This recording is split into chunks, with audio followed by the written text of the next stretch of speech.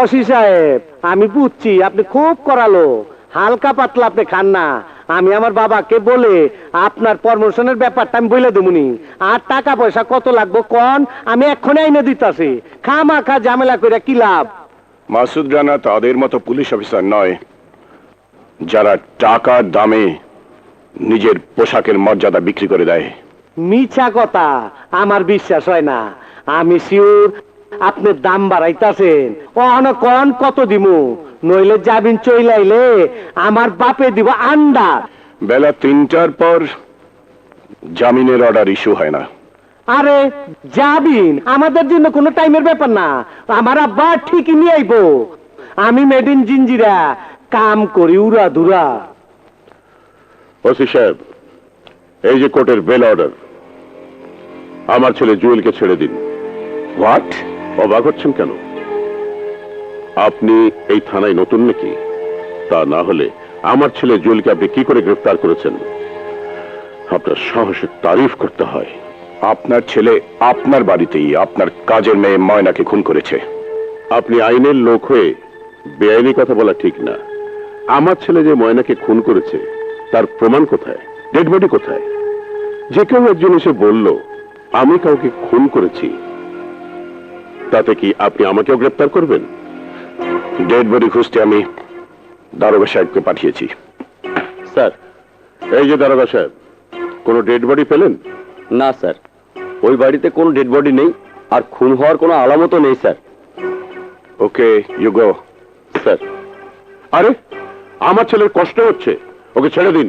Sentry, ওকে ছেড়ে দাও। OC সাহেব, আই এম শিওর আপনার লস হইলো। আগে কইলে লাখ পাঁচেক দিবার পারতাম, এখন এক পয়সা পাইলেন না। চলি, খোদা হাফেজ। চলো বাবা।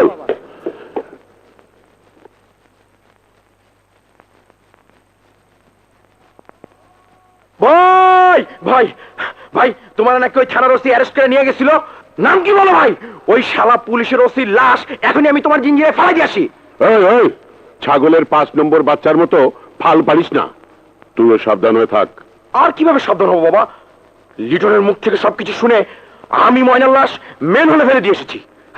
সাব্বাস বাঘের বাচ্চা। শুধু লাশ গুম করলে হবে না, ওই বুড়িটা তো বেঁচে আছে, তার কি করবি? তুমি কোনো চিন্তা করো না বাবা। 2-3 দিন পর আমার নতুন আমসের চালান আইতাছে টেকনাফ দিয়া। আমি ওই নতুন অস্ত্র দিয়া পয়লা ফালাম ওই মানিকারে, তারপর ওই বুড়িরে। কিন্তু আবার ওই থানা পুলিশ। আরে তুমি সামলাইবা, বাপ জন হইছো, একটু স্যাক্রিফাইস তো করতে হইব। আমি মেড ইন জিঞ্জিরা, কাম করি উড়া দুরা। এইবার যেদিন কামে নামুম, ওই মাইনকার আমি ফানা ভিল্লা করে ফেলামো। না মা, তুমি আর বাধা দিও না, আমি আজই যাব। সে কি রে, এই সেদিন এলি, আজই চলে যাবি? তোর কলেজ তো এখনো বন্ধ। বন্ধ হলেই ভালো, হোস্টেল ছেড়ে তো আর সবাই বাইরে যায়নি। অন্তত বান্ধবীদের সাথে তো কথা বলা যাবে। একা একা সারাদিন বাসায় বসে থাকা যায় নাকি? কথা বলার মানুষ নেই, পাড়া প্রতিবেশীর বাসায় ঘুরে ঘুরে কয়দিন আর সময় থাকে।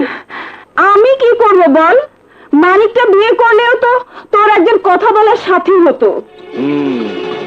তোমার ছেলে সেই খেয়াল থাকলে তো। কি বলছিস? আমার কি খেয়াল থাকে না? কেন, নিজে কিছু বোঝো না? বিয়ের সাথে কবে করবে?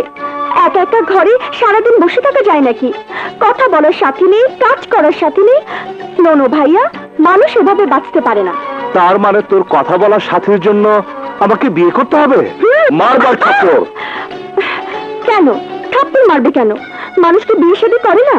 করে করে করে, কিন্তু আমার মতো রিক্সাওয়ালার কাছে কে মেয়ে দিবে শুনি? কেন, দেশের সব রিক্সাওয়ালাকে বিয়ে না করে আছে? তা নয়, কিন্তু মা, তুমি বিয়ে শাদী ঠিক না করে। মা, আমার বিয়ে নিয়ে তোমাকে পরে ভাবলে চলবে। কাল থেকে ভাইয়ার জন্য মেয়ে দেখা শুরু করো।